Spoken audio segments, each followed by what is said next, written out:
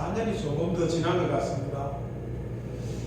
2019년 5월쯤이었는데 제가 아는 어떤 분을 만날 일이 있었습니다.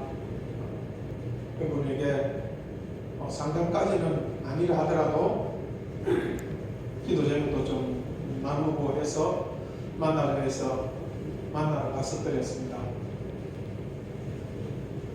그때 그 교회를 처음 방문했습니다. 지하에 있는 한 30평 남짓 될까 아주 작은 교회였습니다.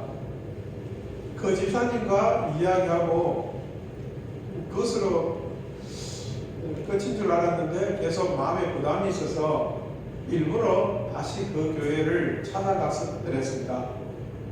담임 목사님은 여성이셨는데 원래 일본으로 거루 무역을 하는 그런 분이셨다고 합니다.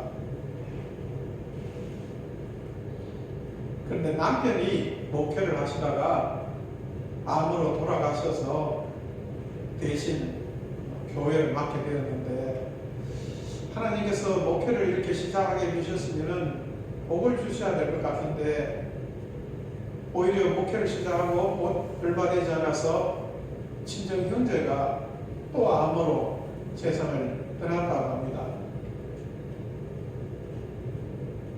오히려 자기가 사업을 할 때는 교회 임대료든 다른 경비를 충분히 맡아서 책임질 수 있었는데 이제 사업을 내려놓고 목회를 하게 되니까 그마저도 여의치 않고 모든 것이 좋아진 것이 별로 없는 그런 상태라고 했습니다.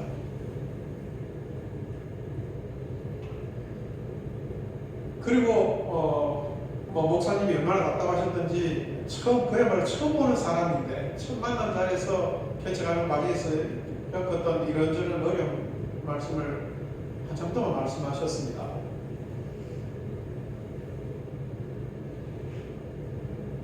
한 4달 정도 그러고 난 뒤에 시간이 지난 것 같습니다. 한두 번 만나고 온 직후에 아내에게 저에게 한번 전화를 하신 적은 있지만은 따로 찾아갈 일이 있는 것도 아니고 제가 아는 분도 아니고 그래서 그것은 끝인 줄 알았습니다. 근데 9월 초쯤에 그 목사님을 만나서 위로해 주라는 그런 감동이 있어서 전화를 드리고 그 다음날 교회를 찾아갔습니다. 함께 식사를 하는데 목사님이 그동안 있었던 이야기를 쭉 풀어냈습니다. 한 5개월 동안 인근에 있는 대형 교회에서 그것을 임시로 사용을 했다고 합니다. 그런데 5개월이 지나고 난 뒤에 거처에 훨씬 더 넓은 평수로 새로 모임 장소를 얻었다고 그 교회 교인들이 다 그리로 갔습니다.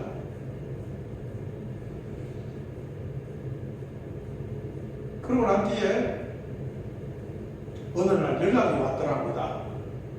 그동안 우리가 그곳을 사용하면서 따로 식사 대접을 못했는데 목사님 모셔서 식사 대접을 하고 싶다고.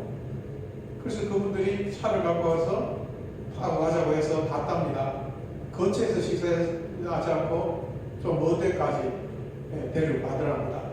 그런데 식사를 하고 있는 중에 자기들은 지금 교회 재판을 할 시간이 다 됐다고 하면서 목사님 식사하시고 그럼 천천히 오십시오 하면서 우르르 다 일어나서 가버리더랍니다.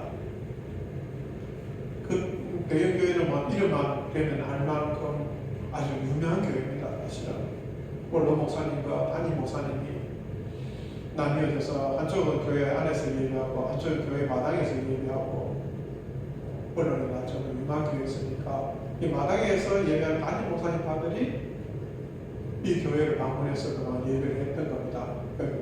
같이 예배한 것이 아니고 시간을 정해서 그 교회를 사용하는 거죠.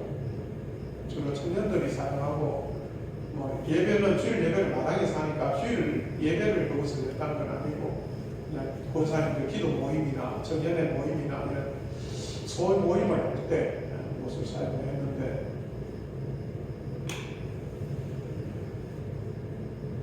그리고 황당한 마음으로 안고 돌아왔죠.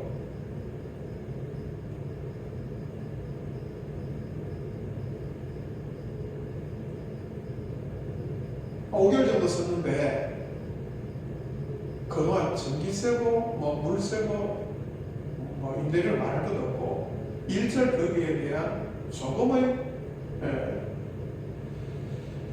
지출도 그분들은 따로 하지 않았다고 합니다.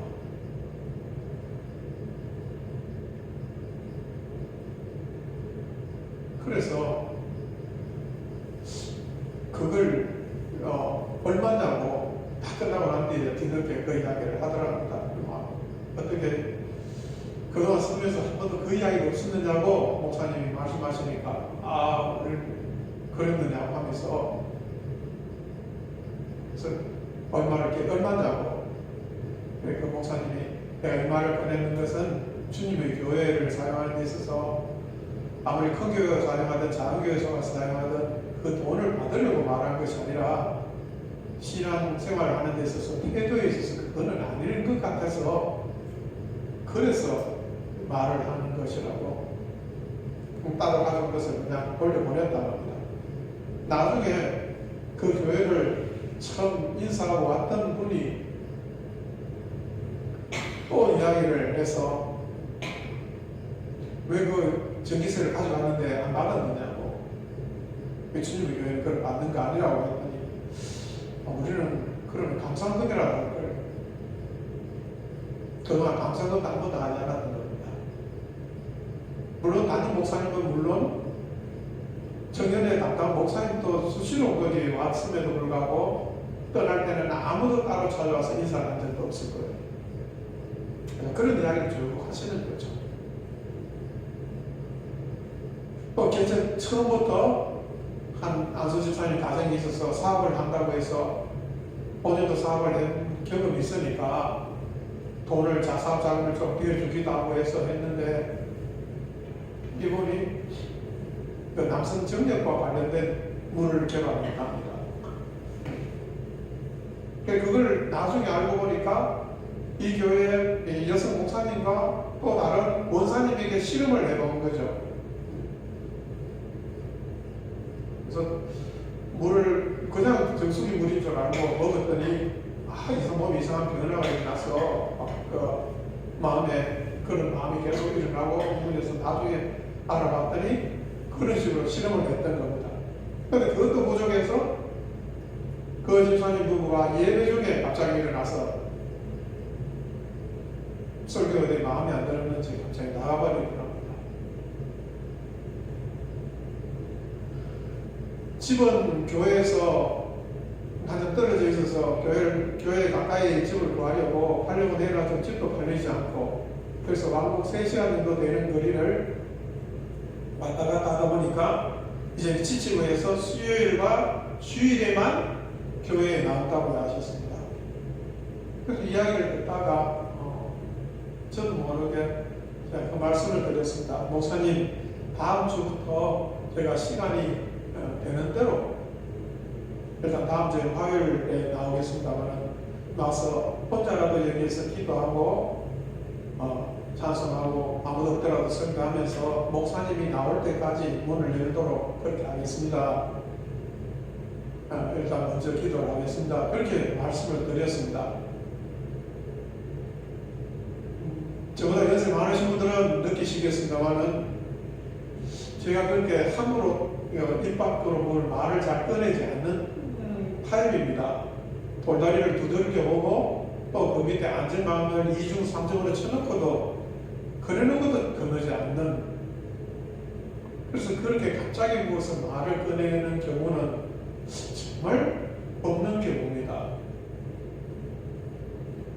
아무튼 그 다음 주 9월 둘째 주 화요일부터 아내하고 둘이 가서 비밀번호를 누르고 들어가서 지하에 앉아서 기도했습니다. 며칠 기도하고 그 다음 주쯤이었던 것 같습니다.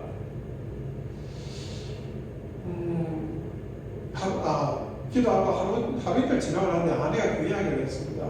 교회 친정에 보니까 거미줄이 쳐져 있다고. 그래서 집에서 빗자루를 가져가서 청소를 했으면 좋겠다고 그러자고. 그래서 일부러 준비해서 긴 빗자루 그리고 걸레 청소기를 다 챙겨가지고 교회 가서 저는 앞에서 이렇게 혼자서 지금 여러분이 그 자리에 앉아 계시면 저 혼자서 얘기해요. 전부 따로 보이지도 않으니까 어디를 도와야 될지 모르니까 그냥 마이크를 들고 혼자 찬송하고 있고, 아내는 뒤쪽에서 거미줄을 빗자루질을 하면서 그렇게 시작했는데, 아내가 거미줄을 쓰기 위해서 전전을 해서 빗자루를 쓰니까 이게 여기는 어떤지 모르겠습니다만 지하에 있는 교회는 페인트가 좀 시간이 지나면은 그 물이 이렇게 눅눅해지지 않습니까? 습기가 차서. 그래서 그게 낙엽처럼, 눈처럼 이 페인트가 막 떨어지는 거죠. 이게 뭐, 거미줄 닦아야 될 정도가 아니라 페인트가 막 떨어지니까. 페인트 칠을 해야 되겠다. 그리고, 그랬더니 아내가 페인트 칠뿐만 아니라 감당도 엉망이라고. 그래서 저쪽으로 가서 보니까 강당이 툭 꺼져 있더라고요. 오래돼가지고. 나중에 열어보니까 그게 공방에서 들어가 엉망으로 완전히 강당이 무너져 내려오는 그런 상태였습니다. 그래서 하나님이 우리에게 이 교회당을 페인트 칠하고 강단을 새로 깨끗하게 만들어 놓으라고 여기 보내셨나 보다 하고 찬양을 하는데 참 감사했습니다. 5개월 동안 큰 교회에서 많은 기도하시는 보사님들이 거기에서 주로 무시도 하셨고, 그럼에도 불구하고 아내와 저희 분에 하나님께서는 하나님의 비밀을 보여주셨구나. 여러분, 하나님의 사람에게 보여주시는 것이 꼭 특별한 것만이 비밀이 아니라, 오늘 우리가 보이는 이런 교회에서도 나가다가 뭐가 화장실 가서 뭐가 모자란다 하면 그게 보이면은 그걸 조용히 섬기십시오. 저는 청년들을 만나서 탈북자들에게 가끔 말씀을 전하거나 강연을 할 때가 있는데, 보는 사람이 치워야 합니다. 저희 집에서 어린아이도 있고 또 좀 나이가 더 상대적으로 더 있는 아이도 있고, 그리고 아내와 저도 이렇게 있는데, 누가 제일 섬김을 많이 받느냐 하면은 갓난아기일 때는 갓난아기가 제일 많이 섬김을 받았습니다. 그러나 지금은 상대적으로 제가 제일 많이 섬김을 받습니다. 왜냐하면 저는 보지 못하는 자이기 때문에 그렇습니다. 앞에 뭐가 떨어져 있다든지 하면은 얼른 초등학교 다니는 아이도, 대학교 다니는 아이든 초등학교 다니는 아이든 간에 얼른 그걸 치워줍니다. 그 사람이 보지 못하기 때문에 그렇습니다. 보는 사람은 보지 못하는 사람을 평가하고 비판하고 비난하기 위해서 하나님께서 보여주시는 것이 아니라, 하나님의 자녀에게 하나님께서 하나님의 비밀을 보여주시는 것은 그것을 너가 하라는 겁니다. 그래서 그날 찬양을 하면서 참 절로 눈물이 나더만요. 하나님께서 우리처럼 보잘것없는 사람에게 하나님의 비밀을 보여주시구나 해서, 그래서 한 집사님에게 전화를 드렸습니다. 집사님, 이런 교회가 있는데 집사님이 좀 오셔서 수고 좀 해주시면 어떻겠습니까? 그 집사님은 이전에 실내 목사를 주업을 하셨던 분입니다. 지금은 창고업을 맡아서 냉동식품을 보관하는 그런 직원들과 함께 하는 그런 분이지만은, 그래서 그분께 말씀을 드렸더니 오셔서 하시겠다 하셨습니다. 마음에 하는 대로 그 재료비는 저희가 다 낼 테니까 그 대신에 집사님 어려운 봉사를 꼭 해주십시오 했더니 흔쾌히 오셨습니다. 사실 근데 요즘 봉사에 있어서 재료비보다 인건비가 훨씬 더 비싸거든요. 그래서 와서 첫날은 저도 가고 아내도 다 같이 갔습니다. 장의자가 있고 해서 처음에는 봉사를 간단하게 그냥 이 칠만 하고 강단만 새로 꾸미면 되려니 했는데 목사님이 혹시나 싶어서 전화해서 목사님 혹시 다른 거 필요한 거 없습니까? 했더니 목사님 제일 필요한 것은 바닥이라고 하셨습니다. 그 바닥에 그 공사해 주신 집사님도 보시더니 바닥은 깨끗하니까 장판을 깔고 있는데 이건 깨끗하니까 어떻게 써도 되겠다 했는데 정작 담임 목사님은 바닥을 고쳐달라. 다른 것보다.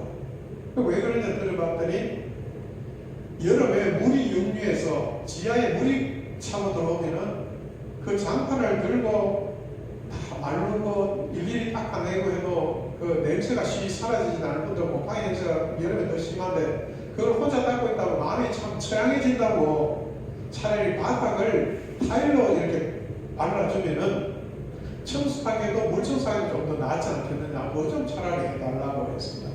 본의 아니게 공사가 커져버렸죠. 장의자를 앞으로 이쪽으로 옮겼습니다. 맨 앞쪽으로. 그게 첫날 한 일이었습니다. 걷어내고 두 번째 날 갔습니다. 딴 일을 못하더라도 제가 무거운 짐 옮길 때는 그래도 도움이 조금이라도 될 테니까 첫날 다 옮겼습니다만 그래도 집사님 혼자 계신 일 그렇고 또 탈북자 형제들에게 몇 명 부탁을 해서 2명 와서 같이 거들어 주었습니다. 벤트를 질을 벗기고 벤트를 절하고 그랬는데 점심 때였습니다. 점심을 먹고 다시 교회로 돌아오는 중에 강남은 이 차도를 넓혀놔서 도도가 사람이 다니는 인도길이 상당히 좁더만요. 근데 거기서 잘못 이렇게 그 같이 가는 사람을 좀 안쪽으로 버리고 저는 차도 쪽에 일부러 서서 걸었는데 약간 턱이 한 손 한 명 정도 턱밖에 안 되는데도 불구하고 거기서 발이 오른발이 미끄러지면서 그야말로 악소리가 나더만요. 추석 연휴 기간의 공사를 그 기간을 이용해서 하자고 해서 했기 때문에 한요일 한 10군데 찾아봐 겨우 찾아서 봤더니 다행히 이때가 좀 늘어났다고 했죠. 그럼 며칠 쉬면은 공사 끝날 즈음에 다시 무거운 짐 옮길 때 그때는 내가 힘을 썼는데 전혀 문제 없겠구나 생각하고 그렇게 집에 갔습니다. 며칠 지났습니다. 그 사이에도 다른 공사를 계속 했습니다만 저는 인내가 늘어났다니까 집에서 쉬었습니다. 내일이면 이제 마지막으로 이 무거운 짐들을 다 제자리로 돌려보내야 됩니다. 근데 앞서 말씀드렸다시피 바닥 공사하고 그리고 이 TV 모니터도 새로 달고 온수기도 또 없어서 이래저래 공사를 시작하면 하나둘 늘어나고만요. 그래서 그거 하다 보니까 공사 기간이 집사님 혼자서 또 하시고 거기다가 평상시에는 직장에 가서 일하시고 이 시간만 이용하다 보니까 이 시간이 다 늘어났습니다. 그래도 저는 그 사이에 인내 늘어나고 충분히 쉴 수 있고 괜찮겠다 생각했는데 웬걸 자꾸 발에 통증이 느껴지고 붓기도 앉지 않아서 다른 한의원을 찾아갔더니 골절이라고 정형외과로 가봤어요. 가서 이렇게 확인을 나중에 봤더니 뼈가 부러져 있고 복합골절이라고 그게 사실 몇 달 동안 깁스를 하고 집에 있었습니다. 저기 갔다 아직 약국에 약을 타고 기다리고 이렇게 앉아있는데 내일 당장 봉사가 이제 무거운 짐을 옮겨야 봉사를 해야 됩니다. 근데 탈북자 형제들도 이제 못 옵니다. 집사님하고 제 아내 두 사람만 남습니다. 둘이서 그 집을 다 옮긴대요. 이거 말이 안 되거든요. 그래서 깁스를 했더라도 가서 조금씩 한 발로라도 어떻게 하면 안 될까 이렇게 하면서 휴대폰을 꺼내서 혼자 약국에 앉아서 전화번호를 주소를 검색했습니다. 혹시 여기 누구에게 전화해서 부탁할 사람이 있을까? 근데 참 아쉬운 말하기가 참 어렵더만요. 물론 뭐 전화하면 또 들어주실 분이 있을지 몰라도 사람이 내성적이라서 그런지 금방 이렇게 말이 안 나와서 그냥 덮었습니다. 서울에 대형교회가 참 많은데 그리고 기독교회도 참 많지 않습니까? 근데 내일 하는 것도 아니고 나도와달라는 것도 아니고 주님의 교회인데 주님의 교회 일이라 자기가 와서 돈 내달라는 것도 아니고 잠시 장기자 몇 개 좀 이게 좀 혼자서 못 드는 것도 같이 그들만 달라고 부탁을 할 사람도 없다 싶으니까 슬프다 못해 나중에 슬슬 짜증이 올라오더라고요. 아직은 인간이 덜 돼서 그런지 왜 이분은 전부 다 예수 하고 아멘 하면서 정작 하나님의 교회를 위해서 부를 때는 또 부르기 전에 자기들이 먼저 와서 일해줘도 될 텐데 왜 그런 사람들이 없을까? 그때 마음에 오늘 이 본문 말씀이 떠올랐습니다. 여러분 같이 한번 2절부터 4절까지만 같이 한번 읽어보도록 하겠습니다. 2절부터 4절까지입니다. 같이 읽습니다. 시작. 안식 후 첫날 매우 일찍이 해도 들 때에 그 무덤으로 가며 서로 말하되 누가 우리를 위하여 무덤 문에서 돌을 굴려주려 하느니 눈을 들어본 적 벌써 돌이 굴려져 있는데 그 돌이 힘이 크더라. 예. 하나님이 나를 부르신 것은 나보고 큰 돌을 옮기라고 부르신 것이 아니라 하나님의 아들이 부활하셨다는 소식을 전하라고 부르셨구나 하는 마음의 감동이 왔습니다.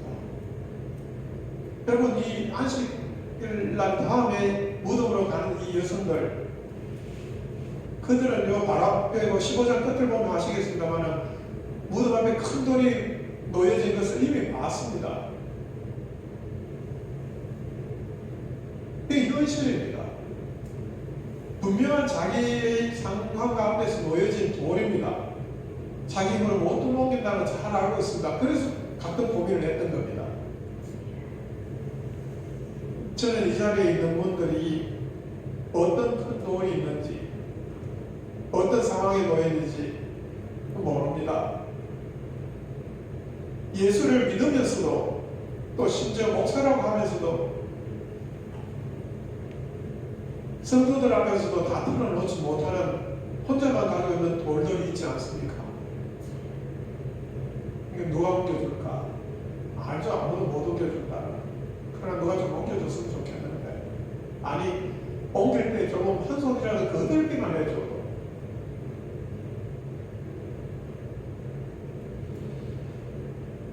그거는 고사하고 옆에서 엉뚱한 소리를 안 했으면 좋겠다. 이런저런 마음이 들 때가 있죠. 그런데 성경은 분명히 말합니다. 여러분, 우리는 우리 앞에 있는 돌을 옮기도록 보냄을 받는 자가 아니라 하나님의 아들 예수 그리스도의 부활을 증거하도록 보냄받는 자입니다. 그런데 많은 사람들이 이것을 놓치고 있습니다. 많은 사람들이 이것을 향유옥합을 깨뜨리고 교회 봉사를 많이 가보다 해서 향유옥합을 깨뜨린 사람은 들어있습니다. 6절을 같이 보겠습니다. 6절입니다. 같이 읽습니다. 시작. 정년이 이르되 놀라지 말라. 너희가 십자가에 못 박히신 나사렛 예수를 찾는구나. 그가 살아나셨고 여기 계시지 아니하리라. 보라 그를 두었던 곳이니라. 나사렛 예수를 찾습니다. 향유옥합을 깨트리면서 찾습니다. 찬송을 하고 금식을 하면서까지 나사렛 예수를 찾습니다. 그 나사렛 예수를 설교를 하기도 하고 그 나사렛 예수 이름으로 기도도 합니다. 그러나 그 나사렛 예수는 죽은 시체입니다. 의외로 많은 사람들이 자기가 믿는 예수 그리스도가 죽은 시체를 그렇게 여기고 생각을 합니다. 2008년에 하나님께서 기도를 새로 시작할 수 있도록 해주셨는데, 기도하다가 어느 날 한참 울었습니다. 어릴 때부터 흔히 말하는 친가는 말할 것도 없고 외가도 아버지 외가의 지혜가까지 다 4, 5대 신앙생활을 했거든요. 그러니까 하나님 아버지 또 그때 이미 목사였습니다. 지금은 그렇지 않을 수 있겠습니다만 그때까지는 적어도 제 귀에 들리기로는 손목사 기도도 잘하고 설교도 잘한다고 다들 그렇게 박수 쳐주었습니다. 그런데 저는 하나님을 진짜 아버지로 고백하지 않고 있다.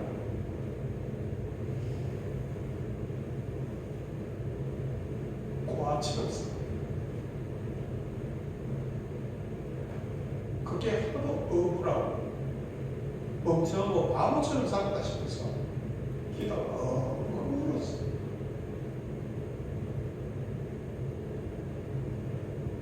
물론 저는 아주 일찍 아버지가 교통사고 돌아가셨기 때문에 초등학교 졸업하기 전부터 육신적으로 아버지라고 부를 수 있는 이름이 사라져버리긴 했습니다만 하나님 아버지가 그렇게 친구예요. 청년들 앞에서 설교할 때 하나님 아버지라고 설교도 했고 기도도 했음에도 불구하고 하나님을 아저씨 정도로도 치부하지 않는 아버지는 과로 살고 있습니다. 여러분은 어떻습니까? 향유옥합을 준비해서 주님께 다가가지만 시체를 찾고 있지 않습니까? 너희가 나사렛 예수를 찾고 있다고 천사가 인정하지만 이 단어 속에는 죽은 시체가 있고 바로 그 다음에 살아나셨다고 그렇게 표현되어 있습니다만은 이 저서해진 신약성경 헬라어 용어를 수동적으로 그렇게 써놓고 있습니다.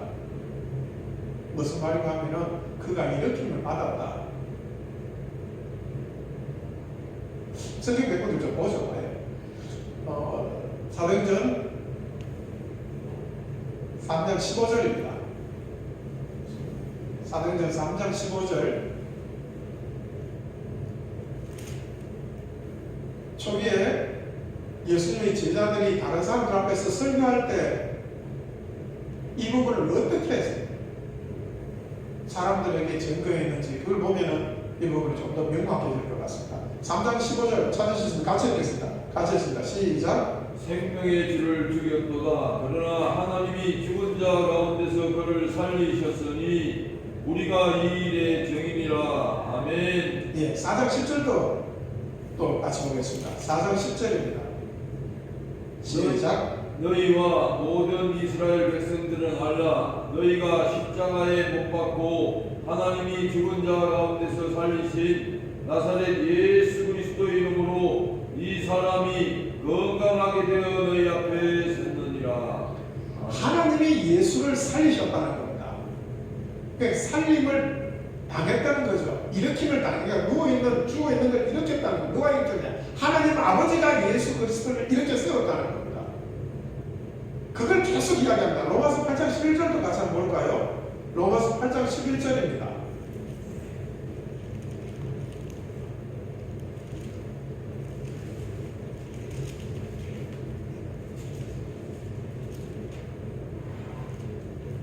찾으시면 같이 읽겠습니다. 8장 11절입니다.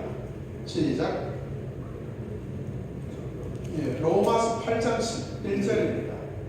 예수를 죽은 자 가운데서 살리신 이의 영이 너희 안에 거하시면 그리스도 예수를 죽은 자 가운데서 살리신 이가 너희 안에 거하시는 그의 영으로 말미암아 너희 죽을 몸도 살리시리라. 아멘. 이런 말씀이 여기뿐만 아니라 거의 계속 나옵니다.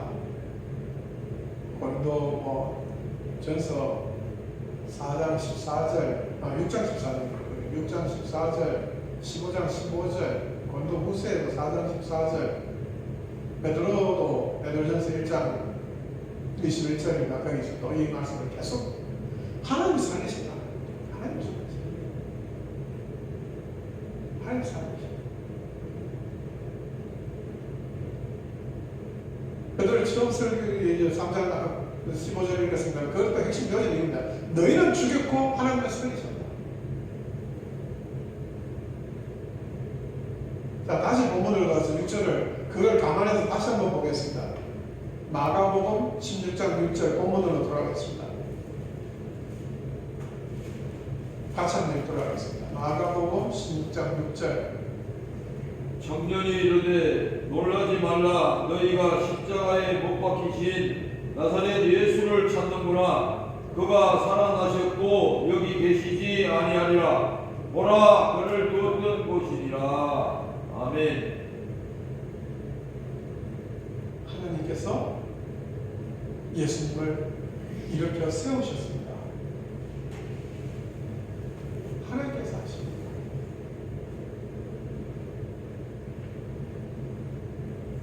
약국에서 이 말씀을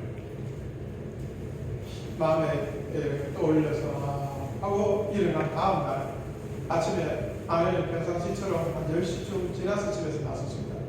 고사를 처음 시작할 때는 제가 아내하고 일찍 가서 제일 먼저 문 열어놓고 청소도 하고 준비를 했죠. 그런데 집사님이 자재를 아침에 자재 파는데 가서 그걸 구입해서 오다 보니까 늘 한 점심쯤 돼서 오셔서 오후에 공사를 시작하니까 너무 일찍 가 있으면은 집사님이 좀 그러실 필요 없는데 너무 서러워하시는 것 같다고 해서 일부러 그 뒤에는 집사님 오실 시간쯤 맞춰서 한 10시쯤 집에서 나섰습니다. 그러면은 12시 전에는 들어가니까 그럼 집사님 오는 시간도 있었다고 같이 일하고 점심 식사 대접하고 일하면 되겠다 싶어서 늘 그렇게 다녔습니다. 그날 또 그렇게 아내가 출발을 했습니다. 저는 물론 집에 있었을 거예요. 근데 그렇게 가면 보통 한 10시, 11시 돼야 늦으면 11시 돼야 집에 들어오는데 그날따라 오후 5시 조금 지났나? 그때 집에 들어왔습니다. 어떻게 된 거냐고 물어봤더니 자기가 도착하니까 이미 장애자도 모두 진단을 했고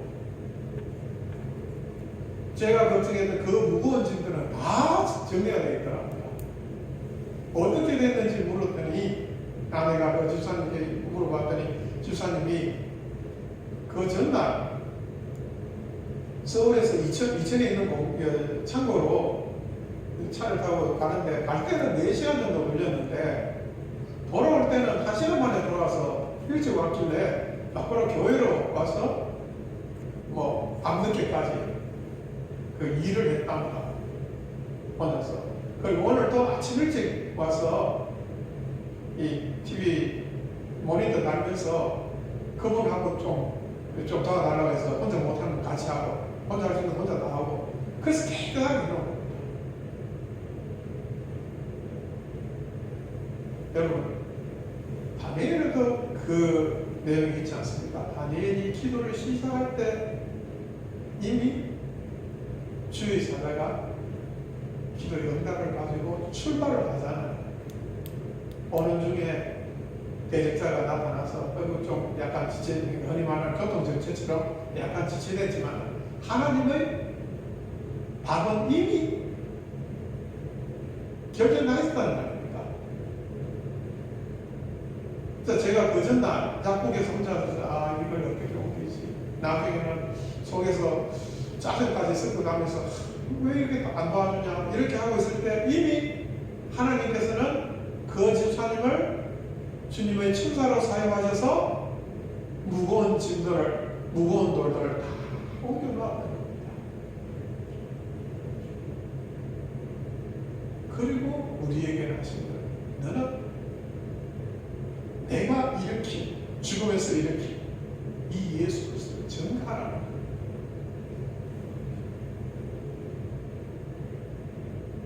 근데 오늘 본문 보면 아주 흥미로운 부분이 하나 있습니다. 여러분 8절입니다. 다 같이 읽겠습니다. 같이 읽습니다. 시작. 여자들이 몹시 놀라 떨며 나와 무덤에서 도망하고 무서워하여 아무에게 아무 말도 하지 못하더라. 아멘. 이러면은 박사 할렐루야 하고 있는데 가서 막 증거를 해야 될 거 아닙니까? 간증을 하든 신문에 광고를 내든 하다못해 지나가는 아이에게 과자를 사주면서라도 예수님 부활하셨다 증거해야 될 거 아닙니까? 더구나 제자들에게 가서 말할 수도 있을 것 같지 않습니까? 근데 아주 재밌게 이 마가복음에서는 8절을 보면은 여자들이 아무 말도 하지 않았다.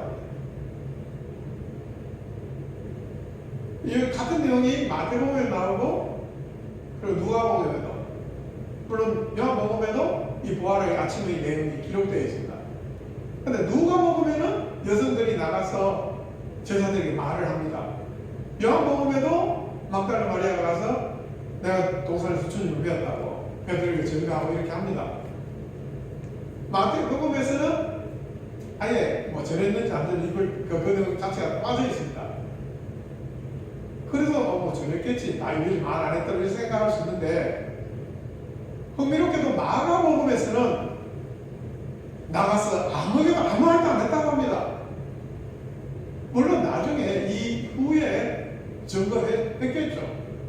그거는 누가복음을 보거나 요한복음을 보거나 하면 처음에도 왜 사람이 너무 놀라서 처음에는 말 못하는 경우 있지 않습니까? 그런데 좀 정신 차려서 그래도 가서 말씀을 전했겠다 싶지만은 제가 보는 것은 8절 말씀 당장 여러분 하나님의 말씀 들었다고 해서 은혜 받았는데 당장 무엇을 못한다 하더라고. 여러분 주의 영이 우리에게 함께하면 때가 되면 주님께서 우리 입을 열어서 부활하시고 주님을 증가하실 겁니다. 아멘. 그때 순종하십시오. 주님께서 부활하십니다. 주님께서 부활하십니다.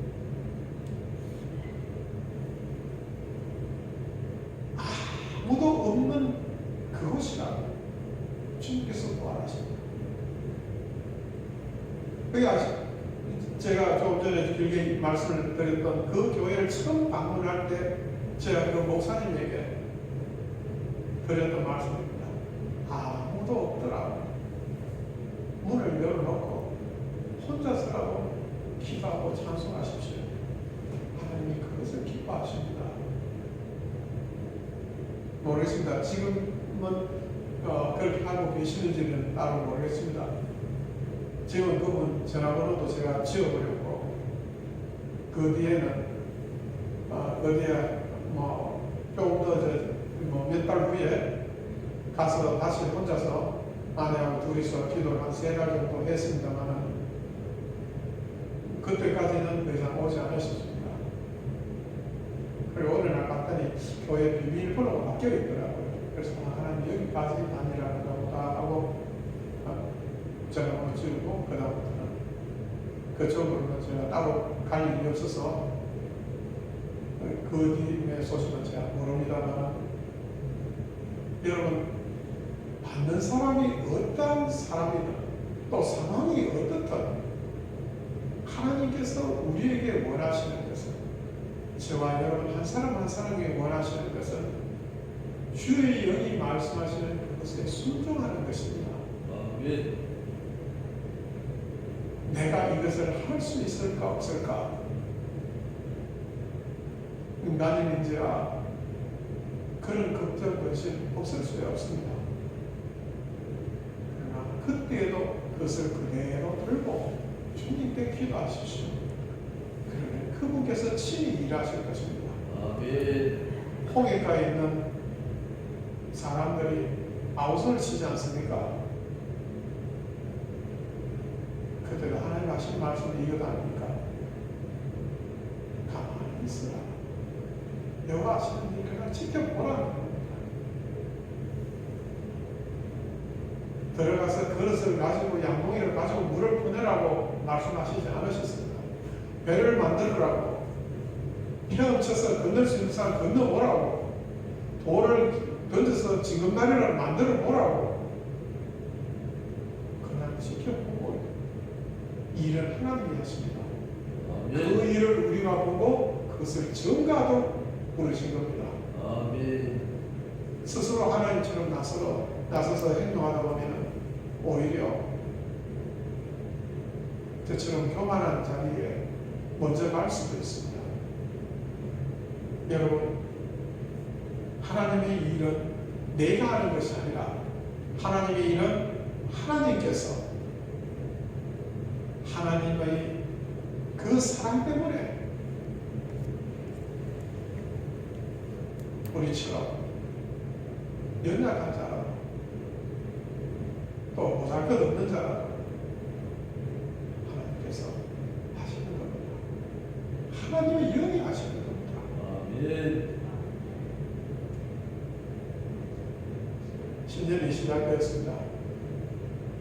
이 안에 지금까지도 그렇게 알고 오셨겠습니다만 우리와 함께 하시는 하나님의 영이 우리 한 사람 한 사람에게 하나님께서 일으켜 세우신 우리의 죄를 사하시고 우리를 어렵다 하시기 위해서 다시 부활하신 그 예수 그리스도, 그분을 증거하는 도구로 우리 모두 쓰임받기를 주님의